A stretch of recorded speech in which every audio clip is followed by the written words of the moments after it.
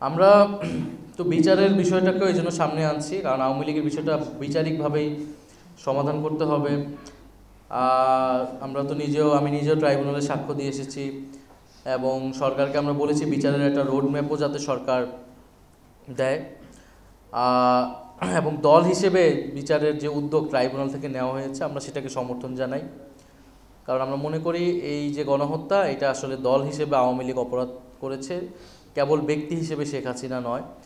ভারতের বিষয়ে আমরা এটা আমাদের অবস্থান, আমরা মনে করি যে ভারত বাংলাদেশে আওয়ামী লীগকে সমর্থন দিয়েছে। এই গত 16 বছরে আওয়ামী লীগ যে মানুষের ভোটাধিকার হরণ করে, নানান জুলুম করে এবং গণহত্যা করে ক্ষমতায় টিকেছিল, এখানে ভারতের প্রত্যক্ষ এবং পরোক্ষভাবে ভারতের সমর্থন ছিল। ভারত যদি বাংলাদেশের সাথে ভালো সম্পর্ক চায় তাহলে অবশ্যই ভারতকে এই যে আওয়ামী লীগের চোখে বাংলাদেশকে দেখার নীতি, সেই জায়গা থেকে সরে আসতে হবে।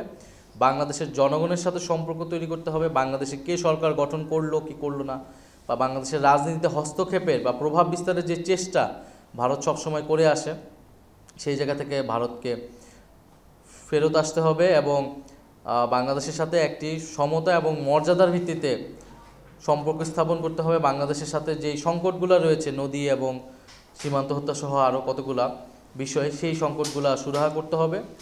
আর সবার আগে যেটা দরকার, জুলাই গণ অভ্যুত্থানকে স্বীকৃতি দেওয়া এবং গণহত্যাকারী কাউকে সেই দেশে ঠাঁই না দেওয়া।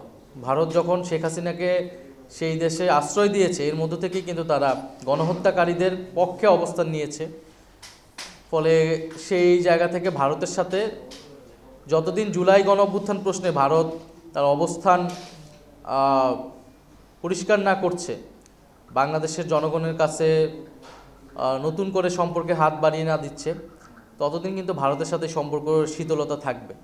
এবং জাতীয় নাগরিক পার্টির জায়গা থেকেও যেমন এই বিষয়টা থাকবে, এবং বাংলাদেশের সামগ্রিক জনগণের জায়গা থেকেও ভারতকে তারা প্রতিবেশী রাষ্ট্র হিসেবে বা বন্ধু রাষ্ট্র হিসেবে গ্রহণ করতে পারবে না।